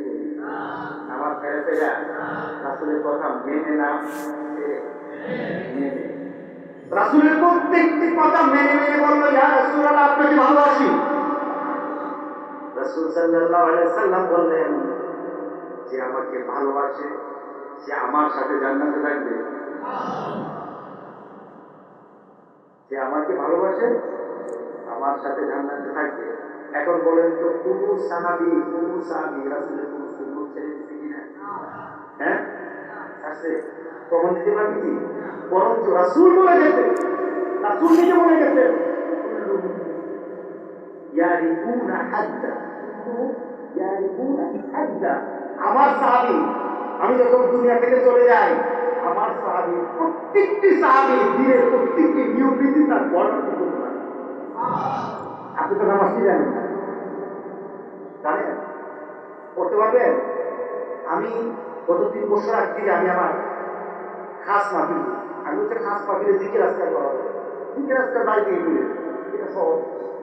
কিন্তু আমি এমন কিছু আপনাকে শিখাতে চাই যেটা আপনি এখনো শিখেন নাই। আমি শুধু উঁচু দিয়ে আরম্ভ করলাম। আলেমরা ছিল অর্থাৎ 10-12 জন আলেম ছিল। আমার উঁচু শিখাইতে লাগছে 6 মাস। আমার মাথায় মহাদেশ আছে, আপনি বলবেন যে আমরা হারি প্রধানী উঁচু করে হ্যাঁ, আমি যখন উজু শেখাতে চিন্তা করলাম, আমি উজুতে যখন আমি একটা মাস পালন করতে পারে, আমি তখন চিন্তা করলাম আমার নিজের উজু দোষ আছে, আমি তো আমার নিজের ভুল করতে পারলাম। আমি ইসলাম চাইবো গা ভাষার উত্তর ইসলাম না, আপনার সিদ্ধ ইসলামটা কি জানা, আগে কি ইসলামটা কি বলে, আগে জানা এরপরে মানা। আর আমরা কি আগে মানে আপনি বলে যে শুরু করেন না শুরু করতেছেন মাশাআল্লাহ, কিন্তু আপনি শিখতেন, হ্যাঁ এখনো শিখেন না, আপনি কেন শিখবেন? আমার এখন 3 দিন পর্যন্ত আমার মসজিদের মধ্যে কোরআন তালিম চলছে। আজকে দেখলাম প্রায় 50-60 জন গ্রামের লোক বসে, অনেক দূর থেকে আসে, এসে কেটে দিচ্ছে একটা লোক। আমি মার্কেটে বের হলাম, এই লোকটা আমাকে আঁকড়ে বসছে। আমি তো বিরক্তি দিয়েছিলাম, বেরোতে নামাজ করে বেরোলাম, কিন্তু আমার মাঠ দেখতে, মার্কেটের মাঠ দেখতে আঁকড়ে কাঁদতেছে। আমি কি হয়েছে কি বলেন? হুজুর আপনি কয়েকদিন আগে বলছিলেন আপনি এখানে কোরআনের তালিম হবে, আমি তো প্রতিদিন আসছিলাম, গতদিন ছিলাম না, প্রতিদিন আসতেছি আমি, আমার জন্য দোয়া করে আমি যদি কোরআনটা করে মরতে পারি। আমি আর তাকে আটকে, আমি তাকে আর মনে রাখবো, কারণ তার আবেগটাকে সে যদি না পারে, সে যদি পারলো না, সে যদি এখনো না যায়, আবেগের কারণে আমরা তাকে আখের মর্যাদা দান করবো। আপনার ইমাম সাহেব আপনি ইমাম সাহেব কোথায়? হ্যাঁ, এখন ধরুন আপনার ইমাম সাহেব আপনাকে আজকে সকালবেলা বললো সবাই বসেন, আজকে উর্দু শেখাবো, সবাই বসেন সূরা ফাতিহা শেখাবো। যদি বেশি নষ্ট করতে পারে না এরা থাকবে, তাকে কাজ আছে, থাকবেন না আপনারা। ইমাম সাহেব আজকে নোটিশ করুন, মসজিদের মনে টানায় দেন, বিকালবেলা রাস্তায় হাঁটাহাঁটি করে দরকার নাই, দোকানে বসে বিড়ি টানেন আর চা খান। আর কি দেখে বলে না, কি দেখে টিভি হ্যাঁ আছে আছে কি আছে দুপুর আমার খান এনে বলবে কি দেখে পুরো বলেছে আলহামদুলিল্লাহ আলহামদুলিল্লাহ। আপনি একদিন হবে না তো, একদিন হবে না, আপনার জীবনটা তো একদিনের নয়, আপনার জান্নাত থেকে একদিনের, জান্নাতটা কয় দিনের? প্রতিটি ওই অনন্তকাল, হ্যাঁ অনন্তকাল, অনন্ত সফর, অনন্তপুরের থেকে দিতে হবে। রাজি আছি সবাই? আলহামদুলিল্লাহ। আমাকে বলতেছে হুজুর আমাকে দোয়া করেন, আমি যেন কোরআনটা পড়ে আপনি আমি আল্লাহর কাছে যেতে পারি। আমাদের চেষ্টা দরকার আছে কিনা বলেন? চেষ্টা দরকার আছে কিনা বলেন? এটার নাম চেষ্টা। আপনি যদি রাসূলের মহব্বত পেতে চান, আপনি যদি মহব্বত পেয়ে মরতে চান, অনেকে বলে আশিক রাসূল মুসে দিয়ে আছে কিনা? এক আশিক রাসূল আমার সাথে কথা বলে মিথ্যা বলতেছে, আমি কেন বলতো ঠিক আছে এই আশিক রাসূল মেনে নিলাম, আমি দাঁড়িয়েও আছে কিন্তু মিথ্যা কথা বলতেছে, আমি তোমার মেনে নিলাম, তোমার সব কথা তুমি প্রমাণ দিতে হবে তুমি সত্য বলেছো, আর তোমাকে প্রমাণ দিতে হবে তুমি যে কারণে আসছো, রাসূলের মহব্বত দেখাইতে, রাসূল কোনদিন মিথ্যা কথা বলছে আমার প্রমাণ দিতে হবে। রাসূল মিথ্যা কথা বলছে? আমরা বলি কিনা? কম না বেশি? বাপের সাথে, মার সাথে, বউর সাথে, বাচ্চার সাথে, পরিবারের সবার সাথে আছে কিনা? আপনি যদি রাসূলের সাথে হতে চান তাহলে কিন্তু আপনাকে কি করতে হবে? সত্যবাদী হতে হবে। হযরত আব্দুল্লাহ ইবনে আব্বাস বলেন, জীবনে রাসূলের অনেক কথা শুনেছি, জীবনে রাসূল থেকে অনেক অফার শুনেছি, রাসূল আমাদের জন্য অনেক কথা বলেছে, কিন্তু যখন রাসূল বললেন আল মারউ মা মান আহবাবতা, আল মারউ মা মান আহাব, সে আমার সাথে জান্নাতি হবে যে আমারে ভালোবাসে, এই কথার পরে এত খুশি আর কোনদিন হই নাই, কোনদিন হই নাই। কারণ অবস্থাটা কি? রাসূলের কথা মুখ থেকে পড়তে বের হতে দেরি হয়েছে, সাহাবায়ে কেরাম এটাকে জীবনে নিতে দেরি করে নাই। আচ্ছা মদ খাওয়া দেখুন থাকতে পারে, হ্যাঁ না না থাকতে পারেনি, বুঝান যতই বুঝাবেন ততই ভয় দেখাবেন, জেলে দেন, মদ থাকতে পারে। ভিডিওটা দেখতে দিন, রাগ করেন না, আমরা তখন না দিই না বাসি যে রাস্তা হয়ে যায় দিও না। ভিডিও আছে কিনা বলে বলেন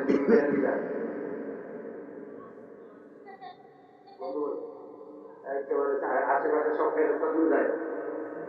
আচ্ছা বলেন তো কোনো বিড়িওয়ালাকে যদি বলা হয় বিড়ি ছেড়ে যাচ্ছে থাকতে পারে, পারবি না বলে? চেষ্টা করুন, দেখছি যে আগের টাকা দেখি আমার সাথে হতে গেছে একজন, আমি মদিনাতে বসা বাড়িতে বিকালবেলা, তো মদিনার একটা হোটেলের উপর অনেক বড় একটা লেখা, লেখাটা কি it is holy holy city, holy city, it is city of মুহাম্মদ সাল্লাল্লাহু আলাইহি ওয়াসাল্লাম। এরপর লেখা সিটি অফ মুহাম্মদ সাল্লাল্লাহু আলাইহি ওয়াসাল্লাম, don't smoking in this area. কথাটা খুব সুন্দর, ঠিক না? এটা হলো মুহাম্মদ সাল্লাল্লাহু আলাইহি ওয়াসাল্লামের শহর, এই শহরের মধ্যে তোমরা সিগারেট খেও না। আমি তোমার কিছু বললাম না, বসে বসে কথা বলবো, আমাদের দরবারে আমার দরবারে বলে ওই লেখাটা দেখে বলে আমাদের শহর দিও না, আমি আর খাবো না। আমি কিন্তু আর যেন উঠলে না দিই, আর যেন উঠলে না দিই, না করো। তুমি যে কথা দেখাটা দেখাইছো শিখলো মুহাম্মদ সাল্লাল্লাহু আলাইহি ওয়াসাল্লাম, ডোন্ট স্মোকিং। উনি ছেড়ে দিল, কয়েকদিন পরে বলতেছে যে আমার ব্যাপারটা বুঝি না, সিগারেট যারা খায় তাদের শরীর কিন্তু ভালো হয় না, মোটা হয় না, তাদের দেহ ভালো হয় না। আমি মোটা হইতেছে এখন ওষুধ দিই, আতুন খাইবে 2 বছর মিস করে, 2 বছর পর্যন্ত ধরে নাই, রাত আছে এটা মনে আছে উঠে যায়।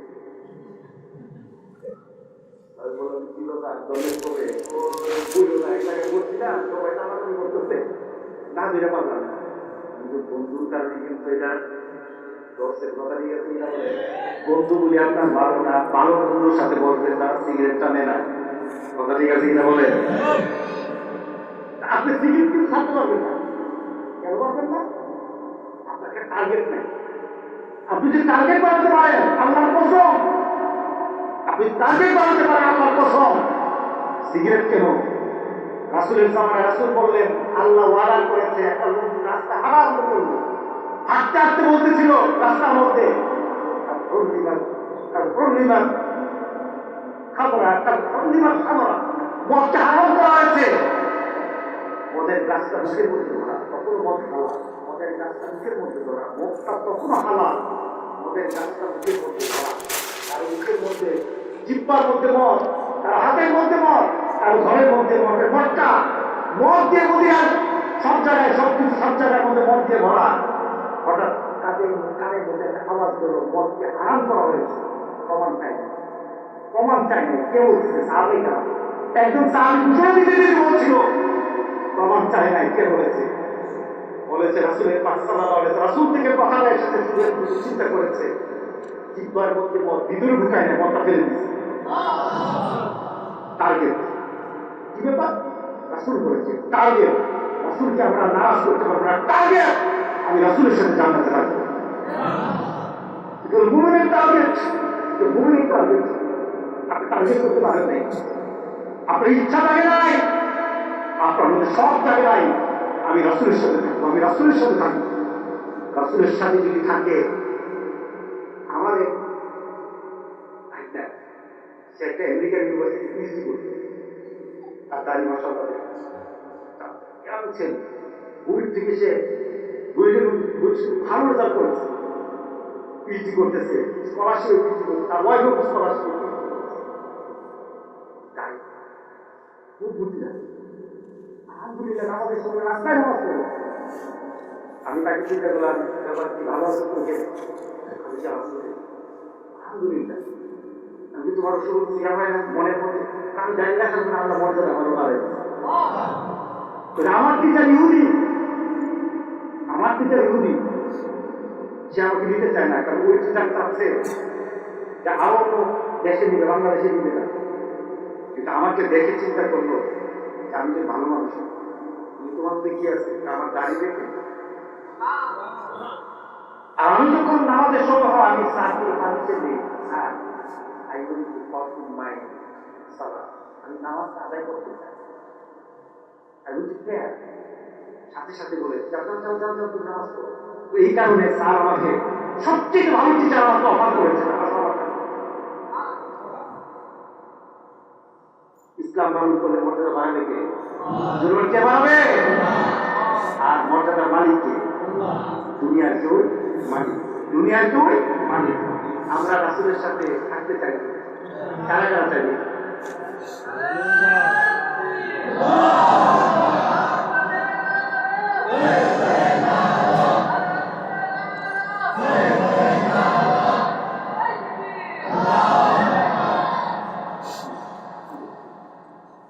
যুবকদের জন্য বলো, মুরব্বী যারা আছে যুবকদের সাথে হাত দেয়, আগে যুবকদেরকে বলো।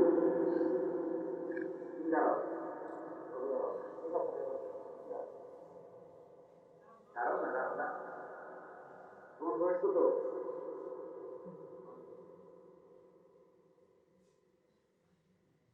আপনার গ্রামে মাদ্রাসা আছে কিনা? হ্যাঁ, হ্যাঁ, মুক্ত আছে মাদ্রাসা। আল্লাহ আপনাদের গ্রামে একটা মাদ্রাসা আল্লাহ দরকার দিন না বলে। আমার তো মাদ্রাসা আছে। আমি যখন ফজর নামাজে যাই, উঠি কখন এটা আপনাদের ফজর নামাজে যখন যাই মসজিদে দেখে আমার আগে এই 9 বছর 7 বছরের ছেলেগুলি আমার আগে মসজিদে বসা। আমি প্রথম দৃশ্যটা তাদের দিকে দেখি, তাদের দৃশ্যটা আগে দেখি। আমার কাছে মনে হয় যে আল্লাহ সকল রহমতের নজর এই ছেলেগুলি উপরে আছে। কারণ আমি তখন চিন্তা করি অনেক যুবক তার ক্ষমতা শক্তি আছে, ওই সময় বিছানায় ঘুমায়। অনেক মানুষ শক্তিশালী, তখন সে শয়তানকে খুশি করে ছোট্ট করে বাচ্চাগুলি মসজিদের মধ্যে পাস করতে জামাতের সাথে নামাজ পড়ে। এই ছেলেগুলি কার হাসি কার সাথে থাকবে? যুবক, শেষ একটা কথা তোমার কাছে রেখে যায়, শেষ একটা কথা রেখে যায়, আমার রাসূলের জীবনের শেষ কথা তোমরা মানবা? যুবকরা, তোমার কোনো খরচ হবে না, তোমার কোনো খরচ হবে না, বরঞ্চ তোমার চেহারাকে আল্লাহ সুবহানাহু ওয়া তাআলা পৃথিবীর শ্রেষ্ঠতম সুন্দর চেহারা হয়ে আল্লাহ আখিরাতে উঠাবে। যুবক, তুমি চাও? সব যুবকরা চাও? রাসূলের শেষ কথা মানবা তোমরা? তুমি যদি মানো, তোমার যৌবনের মধ্যে আল্লাহ মর্যাদা দিবেন, তোমার কর্মের মধ্যে আল্লাহ মর্যাদা দিবেন, তোমার কর্মের পথটা আল্লাহ খুলে দিবেন, দুনিয়াতে শান্তি দিবেন। মনে দেখো, মনেও শান্তি পাবে। আমার রাসূলের শেষ কথা ছিল, বলো তো দেখি যুবক, এটা কি রাসূল হাসান, হুসাইন, ফাতেমা, আয়েশা, রাসূল সাল্লাল্লাহু আলাইহি সাল্লামের জামাই কে ছিল? আলী। সাহাবায়ে কেরাম আছে, কারো না বলছে? তার চিন্তা করছে আল্লাহ বললেন না, কারো কথা বলে যায় না। শেষ কথা এটা ছিল না, শেষ কথা ছিল উম্মতকে জান্নাতি করা। উম্মতে যে সহজ পাবে জান্নাতে চলে যাবে, ওই সহজ পথটা হয়ে গেছে। কথাটার নাম কি? বলেছে কথাটার নাম কি? আমরা সালাত ছাড়ব, রাজি আছি সবাই? আল্লাহর কসম, যার সালাত আছে তার চেহারাকে আল্লাহ সুবহানাহু ওয়া তাআলা ব্রাইট করে দিবেন। আর রাসূল বলেছেন, যার চেহারা সুন্দর হবে সেই আমার উম্মত, আর যার চেহারা সুন্দর না, আসলের দিন আমার সামনে আসতে পারবে না। রাসূল বলেছেন, তারাই হবে, তারাই হবে, তারাই হবে, তারা উযু করতে কি মুখ ধোয়। কাল হাসির দিন তার গুরুরা মুহাজ্জালিন, তাদের চেহারাগুলি সূর্য থেকে আলোকিত শুরু হবে। আল্লাহ আমাদের সবাইকে সে নামাজ আদায় করে কবরে যাওয়ার তৌফিক দান করুন। আমিন আমিন বলে আমিন। নামাজ ছাড়া যাবে না। যারা নামাজ ছেড়ে দেয় জানাজা তার কোনো উপকারে আসবে না, আসবে না। আর যার নামাজ আছে, যার নামাজ আছে, জানাজা যদি নাও পড়া হয় কবরের জান্নাত কেউ দূর করতে পারবে না। আল্লাহ সবাইকে কবুল করুন। আমিন আমিন। আপনাদেরকে দাওয়াত দিয়ে যাবেন তো ইনশাআল্লাহ। আমাদের 31 জানুয়ারি আমাদের দরবারে বাকি। আর আমি একটা কোরআন তেলাওয়াতের নামাজ জানি বলতেছি কি জানি না। হ্যাঁ, এটা হলো ফেব্রুয়ারি 5 তারিখ। ফেব্রুয়ারি 5 তারিখ কোরআন তেলাওয়াতের বাকি আছে। এবার ইনশাআল্লাহ 5টা দেশের গাড়ি আসবে। আমার দেশে তো 6 জন আসবে। আপনার কোরআনের মজা নেওয়ার চেষ্টা করবেন, দোয়া চাই, দোয়া করি। রাগ করছেন না তো? অনেক সময় মনের কষ্টের কথা বলছি, জমি নিয়ে ঠেলাঠেলি করছি, বুঝা আমার জমি যা করে আপনি তুলছি, আপনি বেলা নিয়ে ঠেলে নিয়ে যান। ঠেলাঠেলিতে ভালো না, এই জন্য উত্তর নাই যান। দুটো তো কি প্রশ্ন? আচ্ছা, মসজিদ কমিটিতে যারা সুদ খায় তারা থাকতে পারবে কিনা? কিছু প্রশ্ন আছে চাওয়া লাগে না, প্রশ্ন তো উত্তর হয়ে যায়, ঠিক না? রাত অন্ধকার না আলু, বলেন রাত অন্ধকার না আলু, এটা প্রশ্নের উত্তর আছে, উত্তর লাগে না, প্রশ্নটাই উত্তর হয়ে আছে। এখন যদি আপনি উত্তর দিন থেকে আলু অন্ধকার বলেন, আপনি এটা কি এটিকে বলা লাগে নাকি? প্রশ্নের ভিতরে উত্তর আছে, সুতরাং এটার উত্তর লাগবে না। এটা আপনাদের দিবে, আপনাদের মুসলমানের যে নীতি আছে নীতি বলে দিবে তাকে কি অবস্থা।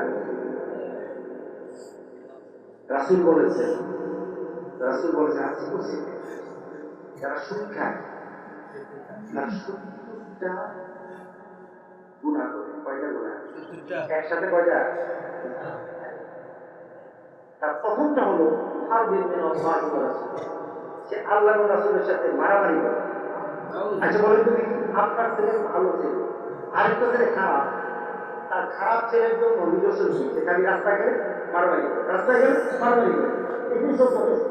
খারাপ অর্জনের সবচেয়ে সে হলো সবচেয়ে বড় খারাপ, সে আল্লাহ এবং রাসূলের সাথে কি করে বলেন না। এটা হলো সবচেয়ে বড় এক নাম্বার। মাঝে আছে আরো যেটা আছে এর মাঝে আর কতগুলি গুণ আছে, মাঝে আর 80 গুণ আছে। লাস্ট গুণা হলো কত কষ্ট লাগে, বলাও যায় না, না বলেও পারি না। সুদ থেকে ফিরাতে হবে, সুদ থেকে ফিরাতে হবে। রাসূল বলেছেন সে জন্য তার মায়ের সাথে আপন মায়ের সাথে জেনা করে। আর কিছু মনে করবেন, মৃত ব্যক্তির নামে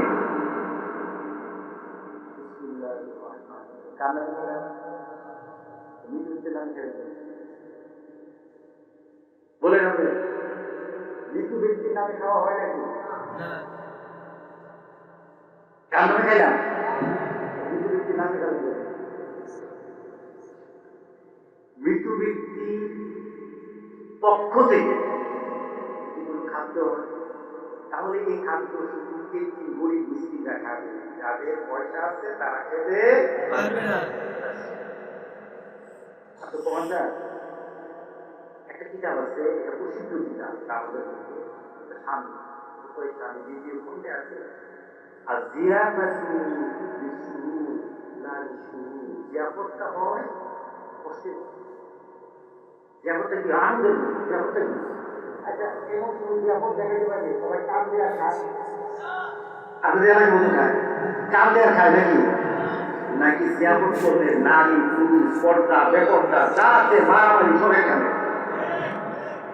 আপনি রাগ করেন, যাই করেন, অসুবিধা নেই, আপনাকে আমি হারাবো না, বুঝেও দিয়ে গেলাম। জিয়াফত হয় আনন্দের জন্য, আর মরা ব্যক্তির জন্য আনন্দ মানা একটা কথা বলে যায়। এমন ব্যক্তি আছে জিয়াফত করতে গিয়ে তার সম্পদ বিক্রি করে, সুদে টাকা এরপরে জিয়াফত করে, আবার মাঝে মাঝে আমাদের মধ্যে উজু করে না খাবো না খালি করো না।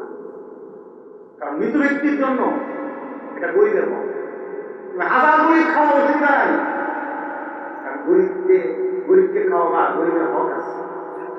আমার আমার কি করবা?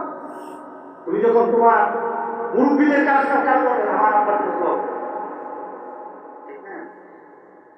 ফতুয়ার স্বামীটা আছে, এটা রাগ করবেন না, আপনার না খাওয়ালে অসুবিধা নেই, কিন্তু আপনাকে বুঝতে হবে, আপনাকে বুঝতে হবে মৃত্যু ব্যক্তির পক্ষ থেকে আপনি খাওয়াবেন, তার পক্ষ থেকে, মৃত্যু ব্যক্তির পক্ষ থেকে, আপনি মৃত্যু ব্যক্তির পক্ষ থেকে খাওয়াইছেন, মৃত্যু ব্যক্তির পক্ষ থেকে দোয়ার জন্য গরিবকে খাওয়াবে, অসুবিধা নেই, পয়সা বলছে আপন করে। কিন্তু আমার দেশের প্রত্যেকটি যে আপন গরিবের কোনো খানা নাই, বরঞ্চ টেবিল খানা হয় একটা রিজার্ভ। কথা ঠিক আছে বলে রিজার্ভ দিয়ে আল্লাহরে খুশি করা যাবে না, রিজার্ভ করে দে নাও দিয়ে তাহলে রিজার্ভ দোয়া করবি কেন আমাদের দোয়া কি আবার কেন আমাদের আবার দোয়া কি? হ্যাঁ রিজার্ভ। আল্লাহ আমাদেরকে মাফ করুন, আল্লাহ আমাদের মাফ করুন, আল্লাহ আমাদের মাফ করুন। আল্লাহ তো আমাদেরকে বুঝবে নিয়ে আমাদের দোয়া করতে দরকার নেই তো, আপনি দোয়া করবেন, দোয়া শিখে দিচ্ছে কে? বলে দোয়া শিখে দিচ্ছে কে? আপনার বাবার জন্য আপনার মার জন্য দোয়া তো আল্লাহ শিখে দিচ্ছে। আপনি এই দোয়া করেন না, খাবারের দোয়া করেন, দোয়া শিখে দিচ্ছে কে? কি দোয়া বলে তো? এটা বুঝি বুঝে নাই, হ্যাঁ এটা বুঝি বুঝে নাই। দোয়া করবেন যখনই মা মারা যায়, বাবা মারা যায়, তাদের জন্য আল্লাহ দোয়া, যেটা কি রাব্বির হামহুমা, আবার পরে রাব্বির হামহুমা মা রাব্বায়ানি, এটা কার দোয়া? সুবহানাল্লাহ সুবহানাল্লাহ, এটা বুঝে না।